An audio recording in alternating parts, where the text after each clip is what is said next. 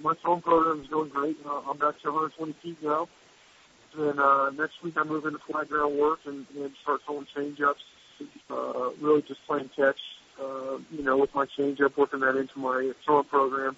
And then I start into my flat ground work, just fastballs. And then, progressively, move into getting off the mound.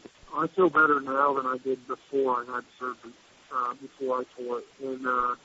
And so, I think, that's a good sign.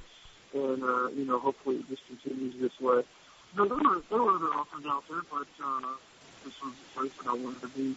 You really can't complain about, being in this organization, especially during this time, we're at our peak.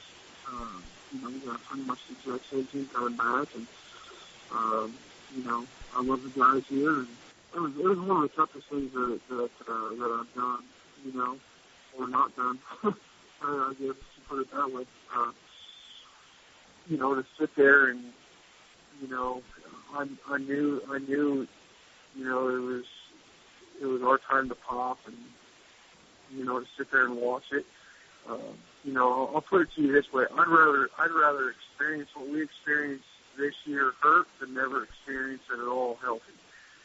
But in the same sense, when you're watching it, when you're playing for a world championship, I mean, it's hard to not sit there and say, man, I wish I had the ball, or man, I wish this was my spot here, to help the club win. It was tough. It really, really was. But, like I said, I'd rather experience it hurt than never experience it healthy. So, I'm thankful for just having the opportunity to experience it.